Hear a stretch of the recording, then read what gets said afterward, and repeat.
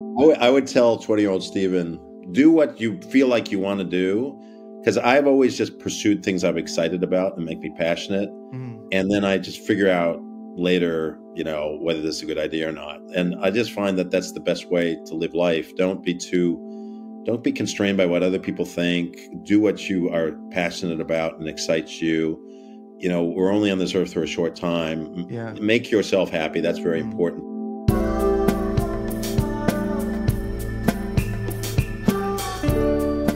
So, welcome to It's Never About Money community again, season 4. We're going great guns, and I'm really excited to have Stephen Scheeler on our podcast. It's super exciting. I've listened to him at a conference just recently. I was super curious. I wanted to ask 1,000 questions, so I thought, why not invite him to our podcast to really, I think, thematically, we're talking about personal development today. So, welcome, Stephen, firstly. Thank you, Joe. Good to be here. So I might just introduce you a little bit more formally before we get into things. So you're the former Facebook CEO for Australia and New Zealand, where you guided Facebook's rise from a quirky startup to media and technology titan. You've worked with Mark Zuckerberg and Facebook's Silicon Valley leaders, and your tenure at Facebook saw the ANZ business, including Instagram, Messenger, WhatsApp, and Oculus, become one of the most successful Facebook markets in the world. And now you're the founder of the Digital CEO, senior advisor to McKinsey & Company, and executive in residence at the Australian Graduate School of Management, and also co-founder and CEO, and we'll talk a little bit about this in the episode, of Omniscient. I hope I got that right. Also, yes. Hope I got your surname right, by the way. Omniscient, good. AI, the world leader in using AI to decode the human brain. There you go. So, Stephen, a little bit of a long-winded one, but sometimes as humans, we establish these certain patterns, and it seems to me that we establish these patterns against sometimes our biological or human inclinations, and we actually know it. So the patterns can be manifest themselves in poor physical health or mental health outcomes. We could have work addictions, and it seems to me that there are two aspects of pattern change or disrupting these patterns that are challenging. The first is having the awareness that the pattern actually exists at all. And then the second is dealing with the costs associated with changing that pattern. So that it might be, as an example, the fear of failure. So, Stephen, you're a man that has made a history of making change, a man that has seen a path and changed patterns to get there. Can we start by chatting about your early history and the types of changes that you've made and how they've been important? Yeah, it's a great theme, actually. It's very meaningful to me because I was just actually talking to my wife about this the other day, about how I think about solving problems or optionality and how she thinks about it. And we have different approaches. I'm not right, she's not right. We're just different. But my approach is often I find disruptive for some other folks, which is I don't seem to have a problem with thinking about two conflicting things in my mind at the same time. I frustrate others sometimes because I'm all about optionality. I'm all about, let's think about different possible paths we can go forward here. And so where does that come from? I don't know. I think there's something in my past, perhaps if you dig into my psyche as well. I grew up in the States. I was a small town in middle America. And my parents were great parents, but they weren't particularly intellectually curious people. Mm-hmm. They were just, hardworking, kind of working class folks, good parents. But I was more intellectually curious. And I found school frustrating, even in high school, just because I didn't feel challenged enough intellectually. And when I was about probably 15 years old, my mother did something that was really beneficial for me. She took me to a career counselor, and this was 40 years ago. And that career counselor was probably just a grad student from the local university. I don't remember her name. She seemed even then she seemed young to me. She was probably in her early 20s, but she had me do one of those aptitude tests about trying to understand what you're good at and what careers you might be good at. And she came to the conclusion, I was really into music, classical music. I loved history, so it came out that I should become a music historian. That was the conclusion. Just fuse them together. Exactly. And look, I said, okay. I didn't even know that was a profession. I was in high school, so I did a little investigating. I actually went down to there's a university in the city nearby, and I went and met with the dean of the music school, and I talked to some historians and stuff. And I pretty much figured out, look, that sounds interesting, but I don't think it's going to be a real career for me. It's pretty narrow. Um, but it got me thinking more, outside my box, I've got to say, which was good. And then there's a second thing she did that really put me on a great path in life. I was pretty introverted. I was frustrated. I had a couple of siblings who had passed away when I was a kid, and there was no mental health counseling or services. Our family just never spoke about it. Right? We never talked about the people who weren't there, and that haunted my mother her whole life, particularly. And so I was the youngest, and these were older brothers and sisters. And so, I think I was like traumatized by that in many ways. But what it did do is it kind of pushed me. When it pushed me into a shell, I became very introverted. I became a hypochondriac kid. I didn't want to go to school. I think there was a lot of trauma going on with me. But on the other hand, it also made, particularly when I went to this counselor, I started to realize I need to do something about this. Like, I need to take charge of my life. And but it's this point that I make, that you could forgive yourself for actually getting stuck in a certain pattern and not moving out of it. So this really early day, you've gone, I need to do something about this. Yeah. And how does that happen? Well, I remember the fear of that moment in a way. Yeah. Because opportunities started to present themselves. So there were two opportunities.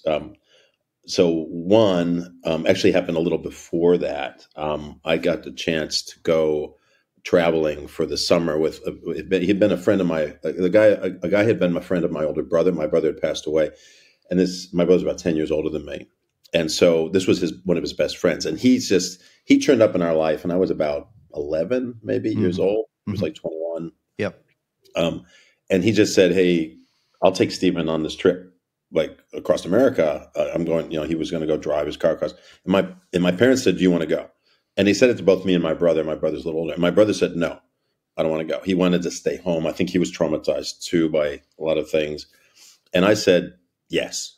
And I always were very pleased that I said yes to that, because then I got to go off and see the world for the first time. I got out of my small town with this guy. And a couple of years after that, I went hitchhiking. I learned how to hitchhike. He and I actually did some hitchhiking together. And when I was 13, 14, I said to my parents, I want to hitchhike to California. We lived in New York. And my mother said yes, and I alone.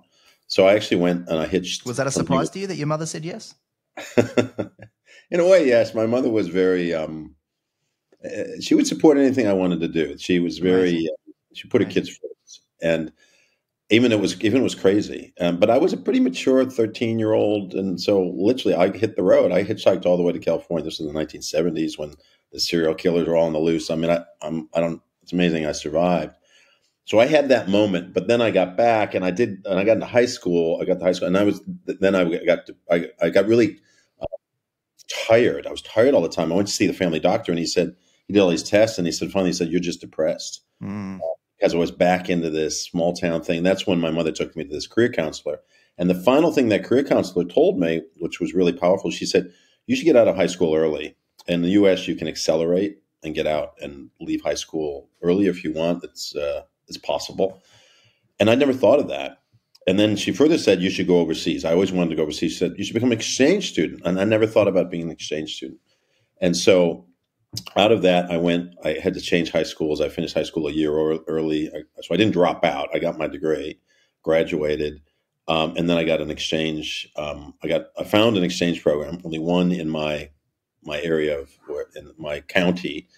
I wanted to go to Europe, but there wasn't one to Europe. There was only one that I found. It was to Japan. So I applied for that, and then off I went to Japan. I had no interest in Japan, but I just said I want to go. And my parents weren't rich; they couldn't pay me to go traveling. But those moments where I said I need to break out, I need to do something more. and I was really proud of myself in retrospect that I leaned into it and I said Mm, yes. mm.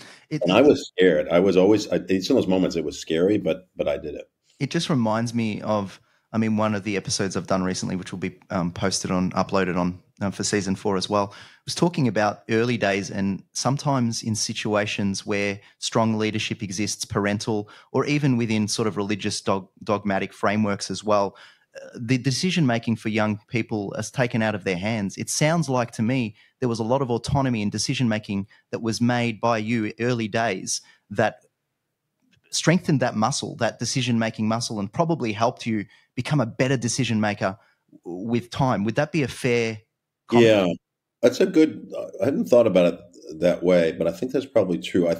I feel like I'm fairly decisive. Yes. That doesn't mean I'm always right, but I feel I make a decision. I'm comfortable that I've made the decision. I move forward. Right. That's right for you, right? That's right for Yeah, you. Yeah. and I think that part of that may come from that autonomy. My father was a great dad, but he wasn't heavily involved in the kids' upbringing. He was the classic, fun dad, working all the time.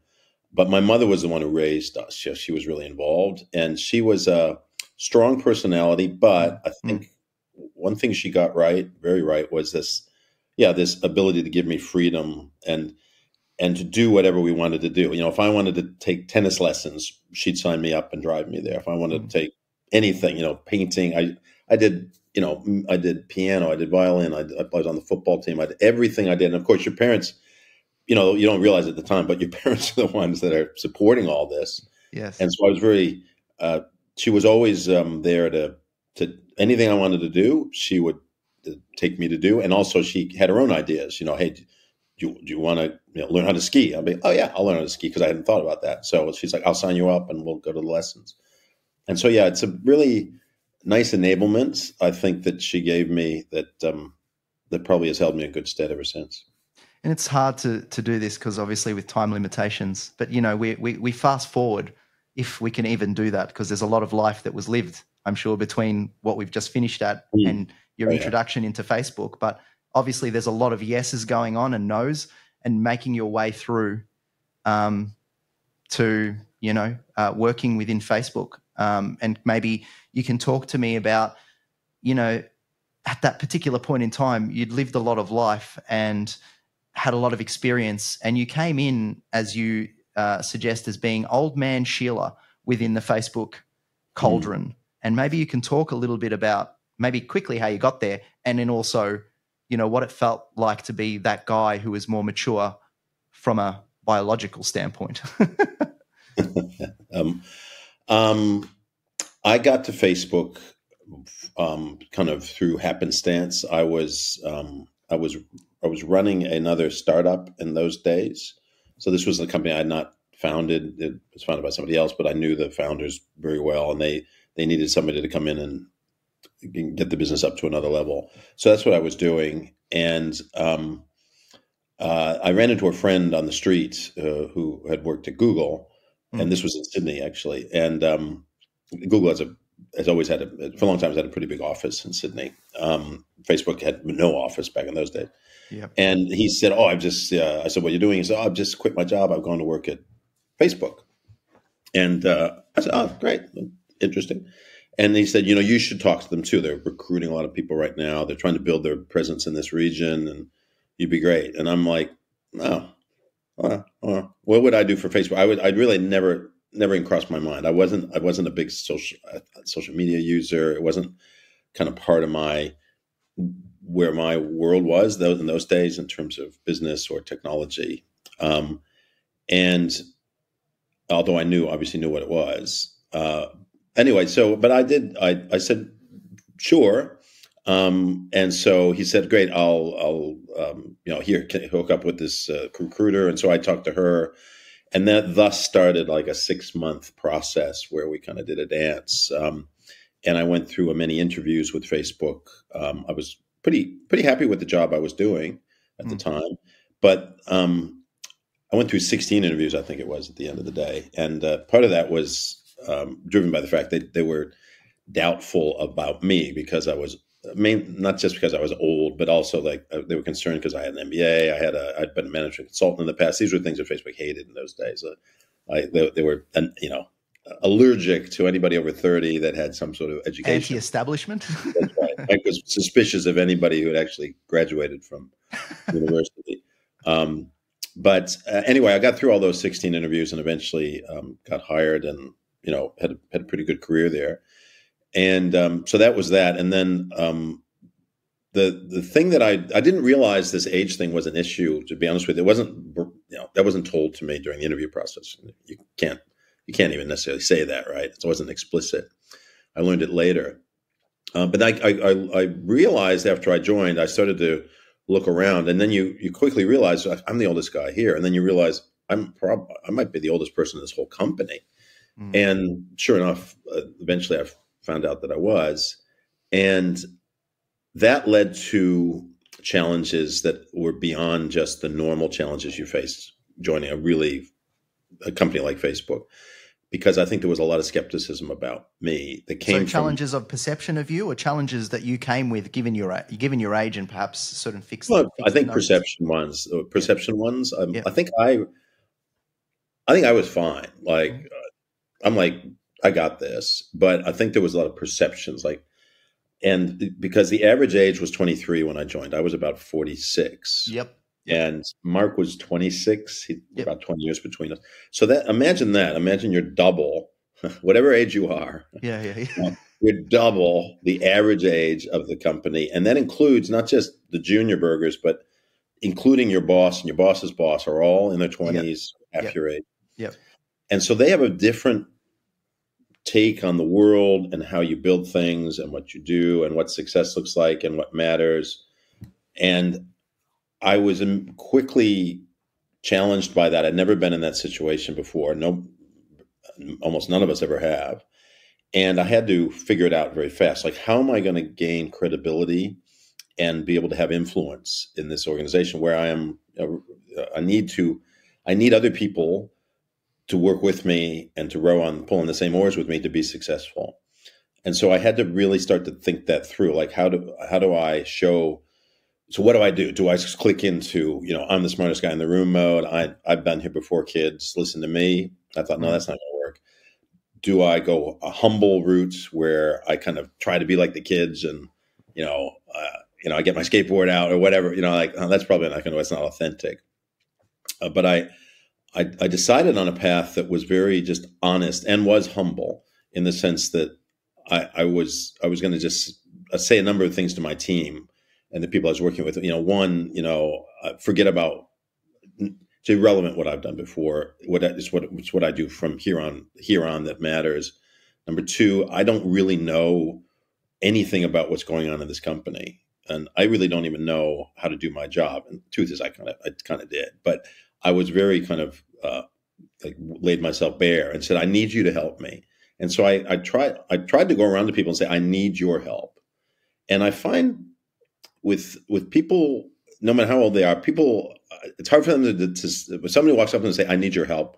And I was very specific about what I needed. I need to understand what you do. I need you to help me understand what I need to do to be successful. Facebook was very chaotic in those days. And by grabbing people and zeroing them in on that, I earned a lot of credibility with my team and others, because I said, it was like, well, this guy's willing to admit that he doesn't know what's going on, or even though I think I did. And I would listen. I was just listening. I was asking lots of questions, listening. I had this thing called Teach Me How to Do Your Job in 45 minutes, where I send people a meeting invitation. I did that with over 100 people in the company, all over the business, including Mark. Mark gave me probably 2 hours, and people love to talk. Well, fair enough, maybe. People love to talk about what they do. Yep. And you'll find that most people have never been asked that question by anybody in a company, and they've never been asked it by somebody senior than them. Now, some folks I found were annoyed by that question. There were a few. They were like, what's this? A waste of time. Who are you? But I would say 98% were like, door swings open, and we would sit and talk deeply about, how does their part of the sausage get made? What makes them, what satisfies them, what frustrates them, what do they want to improve? What are the systems processes that they've got in their world? Who do they hand things off to? Who hands things off to them? And I kind of built this mental map of how Facebook worked from doing that, which was probably in those days better than anybody had. I had a really, because it was a chaotic business in those days. So what was the benefit of the approach that you took? Like, what did it end up allowing you to do? It allowed me to do a couple things. One was to build a network of people that I could draw on as time went forward. We were a very fast changing, innovative, disruptive business where things were in constant semi-chaos. And so knowing who to grab in the chaos or who to call, like I wound up with and that network held me in good stead for years while I was there. But I just knew people, because I'd met them in those early days. Oh yeah, and I stayed in touch with them. We were all connected, but I'd spent that quality time with them, that deep time, and that's getting that deep time with people is really hard, right? So I had that network. That's one thing. The second thing was, I think, just credibility for me. Like it humanized me. It showed I was humble. People were joking about, old man Scheeler, OMS, I was called. Like it became history. It didn't matter anymore. You became Stephen, right? After a yeah, bit of time, you became Stephen. Age became irrelevant. Exactly. Now I had to deliver. I had to have good results, which I did. But I needed the credit. I needed people to want to work with me and take me seriously in order to even become successful. And I think the third thing it did for me was it humanized it. It humbled me in a good way. Like it was my career. My early days of my career was like the '90s and the early 2000s. I mean, I started my career back in the '80s, and that was the old days when it was, the smartest guy in the room would make all the decisions, and you would just, casual Friday was you loosened your tie. I mean, it was much more hierarchical, and you just did your job. You never questioned the guy above you.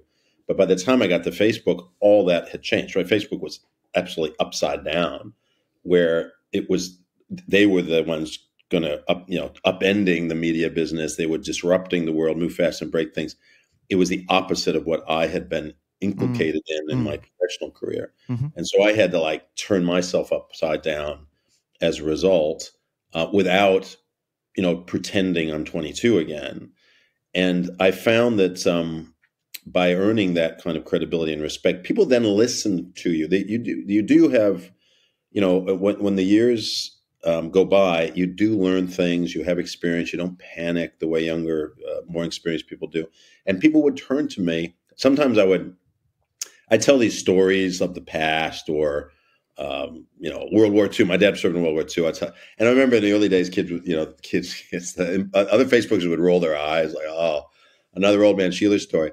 But I found once I got my credibility, they would listen to my stories, or I'd come back to my stories jokingly, and I'd be like, "Remember when I told you that story?" And I'd say, you can see now why I told you that story. Oh yeah, it's sunk in. People would remember even my dumb stories. They'd say, no, there was a point to that story, and but I needed the credibility to be able to get there, to be able to pull out those old favorites. So. Going back to this patterns of change sort of situation, there would have been some systems and processes and ways of or modes of being within the Facebook business that would have been quite difficult for you to accept. Is there any tangible examples of things that they would do quite differently that you felt stuck on? Yeah, there were a few that we did change, actually. So I was part of I wasn't the only older person that got hired. There was a bit of adults being brought in that wave. There's a couple of the different, every company has its, moments where it brings in new leaders or new blood. And I was part of a wave that came in that were designed to basically kind of professionalize the business, take it from a kind of hot tub club to more of a business, but still maintain the old essence of Facebook culture. And that was a painful transition for some people. So when I joined, it was clear to me and to a few other of us who came in at my wave that there were a lot of folks in Facebook at that time who were just not right for the next phase. They were talented or good, but they weren't going to be able to make the transition to the next phase of a more orderly, company, and some of that came out really quickly. I can remember, I'll give you an example. There was in Sydney, there was a new office that we just put in, and I used to work across several offices, but the Sydney office it was on the top floor where the Facebook office was, and there were like 20 people that were in there in that office, and then down in the basement there was 2 car spaces that were allocated to that tenancy, to the Facebook office, and so the office manager at the time, the person setting up that office, she just did the logical thing. She assigned one of those for visitors, so it's going to be a visitor spot, and the other she just gave to the most senior guy in the office, right? The head of the office, the managing director or general manager, whatever we call him in that day, the boss. The boss that's logical, right? One's for visitors, one for the boss. Mm-hmm. There was a whole meeting called about that in Facebook in that office. Like everybody got together and they because they like, this is a big deal. We gotta nip this in the bud. This is not Facebook culture. This is not Facebook. No perk for the boss. That's not how we work. Everybody's equal here. So there was this. I remember the big meeting. I was in the office that day, and there's like this big meeting. What's it about? Oh, it's about the car space that's been allocated to the GM. And you're like, well, why are we all talking about that? Well, it's not Facebook. Oh, wow. So you're like, yeah, I get it, but is this really what we should be talking about? Is this, and as you go forward, you just say, well, those sorts of things, that's not going to scale, right? You're going to have to. This is not a commune. Yeah. So we had to decommune a lot of those discussions and decisions, which some people couldn't adjust to, and they wound up leaving the business. I'm wondering about your insights and the differences between millennials and boomers, because, the old tropes of, is it true around the old tropes of millennials being ungrateful, distractible, idealistic, lacking in resilience? I mean, what has your experience been? And what binds us, regardless of where we are generationally? Well, I mean, millennials are getting along in the tooth now as well, right? Like, yeah, right, yeah. So you're almost. Say that. Please don't say that. You're a 14-year-old. You're virtually a boomer yourself, Joe. You can't distinguish. Once you get a little gray in your hair, that's it. You're a boomer. Look, we're all human. Every generation thinks that the generation that went before their parents' generation are old and dumb and slow, and you just go back in history. The same thing happened repeatedly. So I think there's nothing new there at all. It's just the same repeat. Mm-hmm. So I think, Joe, the big difference between millennials and boomers, at least in my view, is the boomers have economic benefits that millennials don't benefit from. Mm-hmm. And I think there's other cultural things, et cetera. And every generation thinks the previous generation were idiots. I mean, they're just to simplify.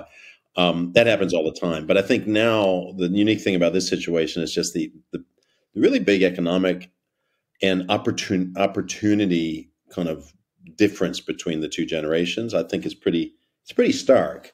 Mm. And if you're born in 1955 or 1950, you had a pretty good run. You had pretty much a guaranteed job. You had good benefits. You had a house that you owned that secured your wealth. And now that's changed, right? Jobs are more insecure. You move around a lot more. It's a gig economy. It's much more expensive to get into things like the housing market, which is all set up to benefit folks that already own the houses, not the people who want to buy the houses. That's true in Australia and in the U.S.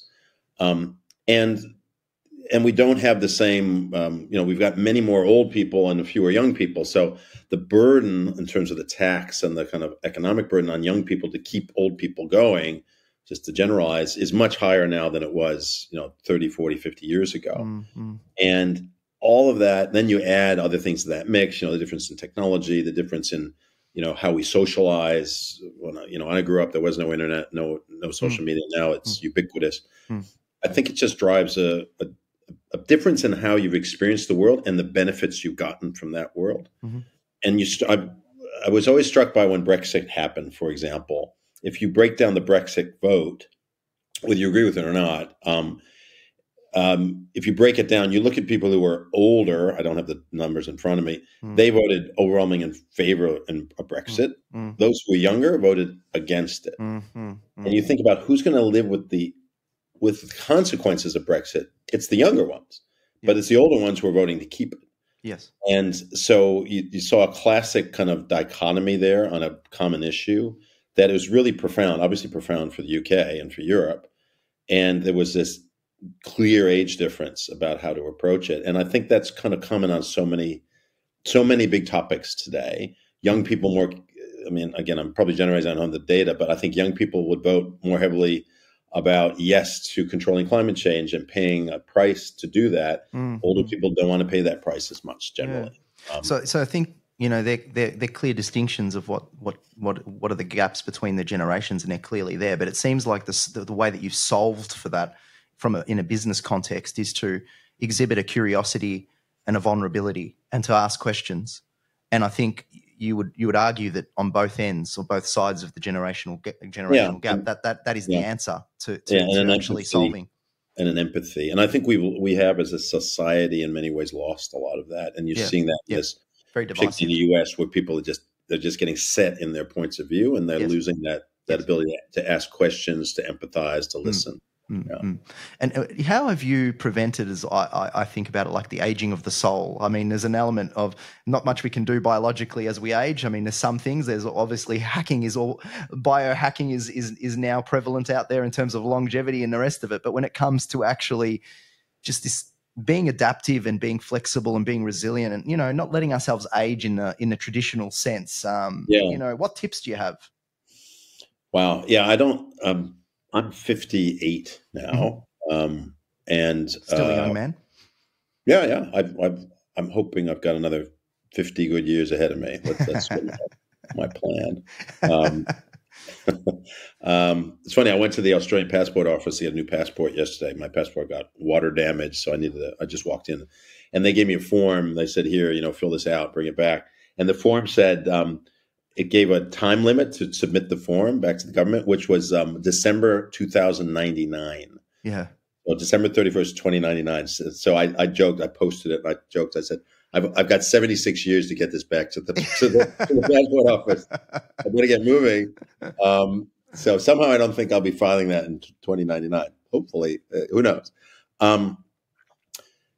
Yeah. Well, I've got something. I'm very lucky. I've got 3 young kids. So I've been married a couple of times, and I met my current wife, my last wife, 10 years ago, and we and she's a bit younger than me. So we now I've had 3 kids in my 50s, and that's not a solution for everybody, but I think it's really helped me. Just I'm with my kids. They're so young. I'm so appreciative of their existence, and I feel a sense of responsibility, but in a good way. Like I have not just a heavy way, but a good way. Like I love this sense of I can hand things forward to my kids. Now, what is that going to be? Sometimes I don't know. I want it to be, I want them to be good. I want them to be good people. I want them to make the world a better place. I want to help make the world a good place for them and their kids to grow up in. And I've become much more probably aware of that now than before I had my kids. So for those of you who are parents, being a parent has changed my perspective on the world pretty dramatically. And I think having kids later in my life, in my 50s, also even made that more intense. Yep, go on. Yeah, and then I think beyond the kids thing, though, is I'm just very optimistic. I think there's something about optimism and curiosity, right? I'm very curious. I always want to, and then that can be a danger too, because with the world of the internet now, you can be curious about anything, and you can just go deep on any topic you want. Yeah. But I'll be lying in bed at night, and somehow I'll be like, so what's the gaseous, structure of Mars or something? Literally, I'll be like, I'll wake up, I'll flip it up, and I'll be like, Mars. Let me read up on Mars, and I'll just sit there for 20 minutes while I should be sleeping. I get it. be dangerous, but I've always been just really, my brain's very curious. And then at the second thing I think is I'm really optimistic, sometimes to a fault, Mm. because I feel like, again, I think it links back to when I was a kid, and I'm, I have a couple siblings who aren't here anymore. It's like I have three siblings who aren't here anymore, and I'm like, I'm here. And I think life, being alive, is the most lucky. It's the luckiest. I don't know what the word is, but it's the most fortunate thing that there is. I even Googled this once, again, like late at night. I wondered how many people have ever been born on the face of the earth. I was curious. And I looked it up, and its estimate is about 108 billion people have actually been Wow. born ever since Lucy, stood up and walked around in Africa. 108 billion, and about 8 billion are on Earth today. Half of those 8 billion don't even have access to the internet or, reliable water and food. You and I live in the very, top 1.1%. But I would say to myself, and I say to others often, it's like, how many of those 108 billion would swap places with you right now? And the answer is probably 99.9999% of them would. And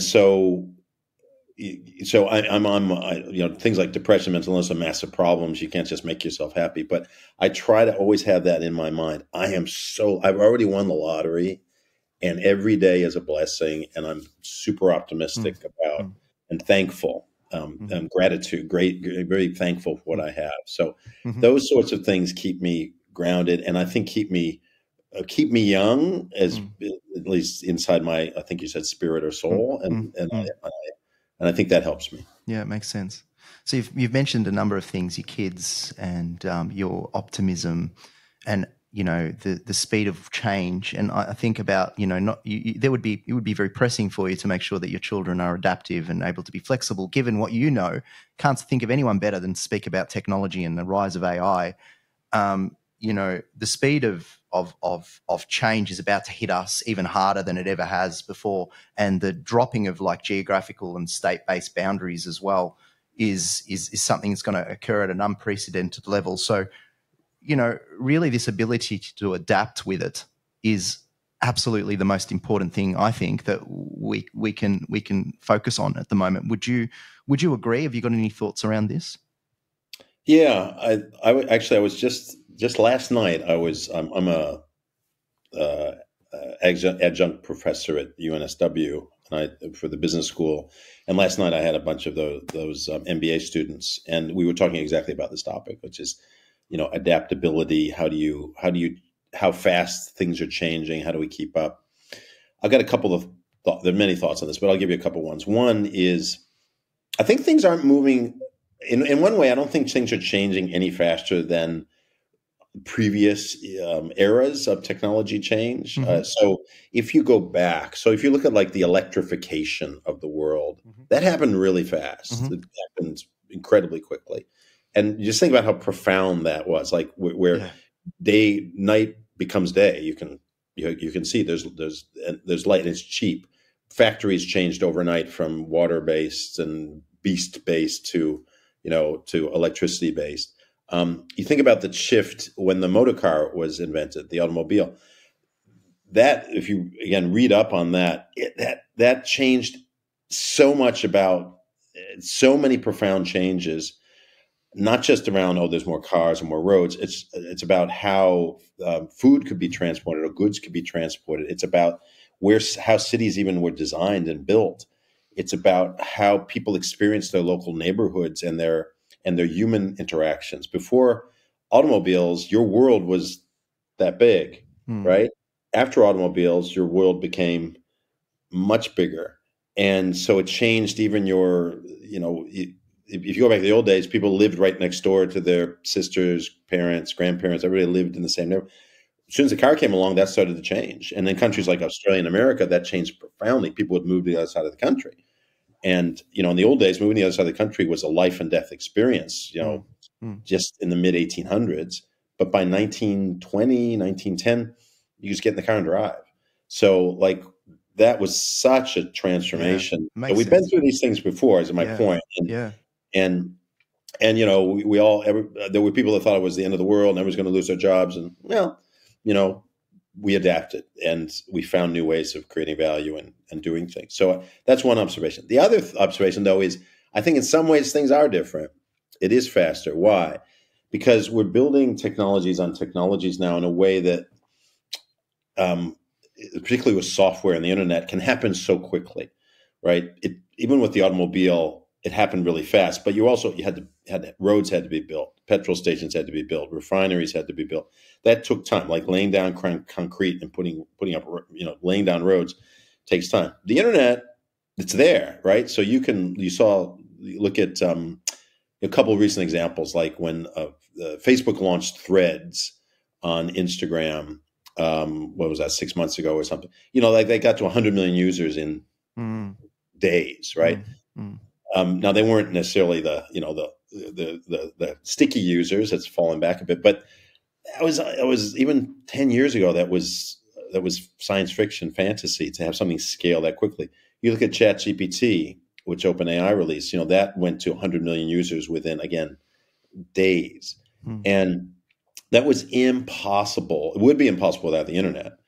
But what it starts to show is just how fast technologies can propagate on top of existing platforms and systems, and the internet is the core backbone of what can drive that. And the fact that we all have these computers in our hands now, whereas even 15 years ago we didn't. We were sitting in front of laptops all the time. As soon as you left your machine, you walked out the door, you weren't connected to the internet. We're all connected, or half the world's connected to the internet all the time now. And so that's where AI becomes so profound, because what AI can do is just make that whole thing work better and differently. So tell me about Omniscient. And you're an optimistic guy, and an ambitious guy. Tell me about Omniscient. Tell me about how AI is actually going to be solving for some problems that society has created, potentially partly as a result of technology, but technology is what's going to help us get out of this mess, which is the ironic twist in it. It is, yeah, exactly. Technology creates the problems, then we find more technology to solve the problems we created. Yeah. So Omniscient, what we do is we use AI to decode the brain, and we focus on medical imaging to do this. So we take a standard MRI, and then we look at there's a lot of data in that MRI beyond just the image. And your brain is a data processor. So we now build probably the world's most advanced maps of the brain. To even go deeper, that we build an atlas of the brain, so it shows where the major networks are located in your brain. And it's individualized to an individual's brain, because every brains are slightly different. And then we build something even more powerful, which is a matrix. The matrix, it's an anomaly matrix. It compares how your brain networks are functioning compared to a healthy brain. It's an ability to be able to identify what are the faults in your circuitry that may be perfectly natural. We all have little anomalies in our brains, but some, when they become bad enough, it becomes it's things like mental illness, neurodegeneration, or it's things like superintelligence, or the ability to really do something well. So what we can map now are things like emotions, intelligence, mental illness, neurodegeneration. And these things were never possible. You couldn't see those things in the brain before. So it's kind of like we built it's like the X-ray was invented in the 1890s. And you can see inside the body. Well, we've now built the same sort of thing to be able to see inside the brain. And now our job is to start to commercialize that platform and to build tools that doctors and researchers and mental health professionals and eventually even brain innovators, like these brain machine interface companies, we can build tools for all of those guys. So we're kind of this mapping layer of the human brain. So that's what we do. It seems like we, in some ways, have gone against our human nature in some ways, and ancient traditions kind of express certain things that we should do to keep our certain wellness and mental well-being in check. And it seems to be kind of a movement towards kind of looking at those things to assist us. Do you think that this technology might identify someone pre-depression, as an example, and hopefully I identify forms or strategies with a healthcare professional to move them into the modes that actually or the strategies that actually assist them get back on track, rather than my main concern with this sort of thing is the technology picks up the pre-depressive issue, and then we move into a very chemical-based sort of solution that is about immediacy rather than actually having more of a sustainable approach to improvement. That sort of thing. It's like, rather than here, take a pill to fix the problem, just never have the problem develop in the first place. Well, yeah, create the strategies to actually not get into that situation to begin with. Yeah.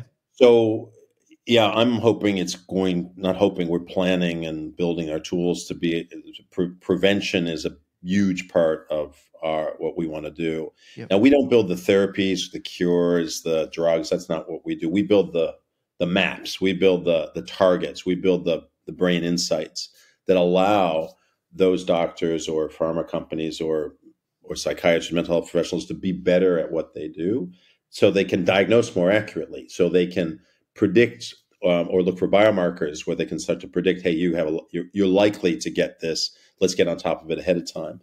So they can take existing drugs and therapies and target them more precisely, because they understand exactly what's going on in your brain, rather than, hey, I'm not sure, you might have this, you might have that, but here, take this pill, maybe it'll work, maybe it won't. That's the state of mental health. If you just look at mental health, that's the state of how mental health works today. It's totally generalized. It's like, we think you've got this problem, but we're not sure because it's so complex. Here's a pill that might work, but sometimes it makes your symptoms actually worse. And it's going to make you it's going to make you gain weight. This is going to happen. That's going to happen. But hey, maybe it'll solve part of that problem we think you might have. So this is why, mental health is such a shit show, for want of a better word. And it's not because people don't care. It's because they don't have the tools to see what they're solving for. Yeah. And so that's what we provide. So you're giving a precision around the diagnosis, rather than it being opaque and question. Yeah, it's like saying if you break a bone, Yep. what does the doctor do? Does the doctor talk to your arm about how it feels, or talk to you about it? Yeah, maybe ask them, but they send you for an X-ray. But if you break your brain, what does the doctor do? They pretty much just talk to you if it's a mental health issue. They don't actually look inside your brain. So we see ourselves as being the kind of the X-ray for the brain, where we become the standard of, the first thing your doctor will do if you have anything related to your brain, pain, neurodegeneration, mental health issues, or it's just preventative. Hey, every 6 months, let's look at it's called your connectome. You've got a genome. Your connectome is the connection to your brain. Let's look at your connectome every 6 months and your families, and be on top of anything that's creeping in there. We shall service our cars with more diagnostic accuracy. And we sure do. We service our brains today. Yeah, I completely agree. Yeah. If you go to see a mechanic and he doesn't attach something to read the computer on the car, you're like, hey man, what are you doing? You can't just look at that. Yeah. But we go to see the doctor, and there's no technology that looks at your brain. We're just so far from what we can do, given the current tools that the companies like ourselves are developing. Yeah, it's amazing, and I've got to be careful with the way I frame this question, because mental health is not something to muck around with, but some of the greatest minds have actually created as a result of some of the mental health issues that they've had. As an example, Picasso, would see certain things that others wouldn't, and that was suggested as partially as a result of his dyslexia and potentially some of the bipolar symptoms as well. And then you've got Chris Farley, who developed this incredible humor as a result of experiential situations, bullying and lack of self-esteem, and we all end up we know what happened with Chris Farley, which is absolute tragedy. So obviously this sort of technology would solve for some of these issues, but I wonder whether some of the things that we've seen that's given us color as a society as an adaptive outcome as a result of some of these temporary ailments. I don't know how you'd answer that, Stephen. It's just a curiosity. Yeah, look, I asked myself the same question, and look, today we're a small company. The impact we're having in the world is small. We're hoping that over time it will scale to be billions of people, but we're not there yet. Yeah. But we occasionally muse on, if we're really successful, does this mean that there'll be no more great art? There'll be no more great novels. There'll be, There'll be no more Picassos, because if nobody is mental illness so connected to creativity, great creativity, in some ways, that we'll never have another Robin Williams, we'll never have another Chris Farley, we'll never have Picasso. Look, I don't know. There is research that connects those two things in different ways. Yeah. The great creativity or great genius with all the great challenges. But I'm hoping two things are going to happen. One is we're going to put more control in the hands of the people who own the brains. I call people who have, we came up with a new term, which we call brain owner, because I don't like the word patient. Often in medical land, you say it's the patient. I said, no. Even if your brain's perfectly healthy, you're not a patient, but you got a brain you still want to keep healthy or keep performing. So I said it's the brain owner. It's the person who owns the brain. And so I want our tools to be in the hands of brain owners, so that they can make these choices. Do I want to turn this up or turn that down? And so they have sovereign control, and I think that's really important. And the second thing I'm hoping will happen is that we at the risk of shutting down a little bit of creativity, we don't have hundreds of thousands of suicides a year. Like I don't want I'm just, as you're talking to me here, I'm thinking about all the great creative people who have killed themselves. It's actually running ahead. I think that's a price I'm willing to pay. Like, I think because they'll have a longer life, and surely we can be able to walk the line between great creativity and not taking your own life, or the type of, or the misery. Not committing suicide is extreme, but there's people that live in absolute misery and pain, because of the challenges they have. And they might be very creative in many ways, but I think they would welcome the ability to get away from the dark side, if they could. Yeah, at least having the choice, right? At least having the choice and understanding what's the opportunity cost. Yeah, I mean, I'll give you an example. There's in an early trial we ran in Shanghai in China. It was with the Shanghai Mental Health Institute. It was using our technology to map people's brains, and then these were people who had depression. And then they were treated with something called transcranial magnetic stimulation. It's a non-invasive neurostimulation technique. And so there was a guy who took part in that, whose name was Neil Badenhorst, and he is he's a stand-up comedian. He's from South Africa. He's living in Shanghai, and he made a video about his experience. But he captured it really well. He said, "Look." Because he'd been bipolar, manic depressive, suicidal his whole life. He'd been on all kinds of medications. He'd seen therapists. Nothing was working. Although Prozac kind of worked, but it kind of turned him down. He said, I was a flat downer all the time on Prozac, and I was sick of being on it. So he got off it, but that made him more manic and up and down. But anyway, he got mapped by us, and then he got his treatment, and the treatment was very successful. But not just that the treatment was successful, which regulated his networks. It turned up and tuned down the parts of his brain that were making him depressed, suicidal, hearing voices, all this stuff. But what he said was, I could see what was going on in my head, and I could start to really understand, get my head around what the problems were that we need to solve here. And then when I came out the other end, my creativity got better. I was better in my creativity because I didn't go to these extremes where I would kind of want to, virtually want to kill myself to get to the next thing.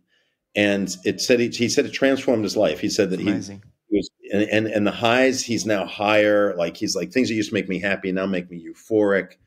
And that's just one person's experience, but it's amazing. I think it's a very creative guy, and he's a comedian. And he said this made me it made me better at what I do. I'm mindful of time. I feel like we could have a 4 or 5 part series, Stephen, and I've got a million questions, but I'm mindful of your time, and I just want to round up with sort of talking about money. Obviously, you're looking to find capital for your current business, Omniscient, but and it's so we talk about it's never about money, but at the same time, money is required to be able to expand and do the things that you want to do, and you've got some pretty ambitious and audacious goals, right? Yeah. No, look, we live in the real world. Any great research or great companies have to be funded. And so our company, we've been very blessed. We've raised money here in Australia, about 70, 80 million over the past couple of years, we're lucky, all from high net worth individuals who kind of are in our circle. And some of Australia's most prominent and successful people have invested in our business, supported us. And it's because, not just because they want to see a return, but they believe in the mission that we have, which is to try to eradicate things like mental illness from the face of the earth. They believe in our team. So we're very lucky to have that. But we're always looking to grow that. And look, I could, if you handed me $1 billion, I could use that $1 billion tomorrow. And so, yeah, we're constantly, anybody in a startup, this isn't just unique to us. You're always out there trying to, look for the next investor, the next partner, the next person to help you scale on your journey, particularly if you're trying to build, a company that has big global change the world ambitions like we do. When you think about if you were to advise and look back at your 20-year-old self now, knowing what you know now, what do you think? What would you advise 20-year-old Stephen about how to approach life? I wouldn't change a thing. That's a good answer. I would tell 20-year-old Stephen, because 20, I was in a good zone by 20. Like, I gotten out of my teenage angst. I was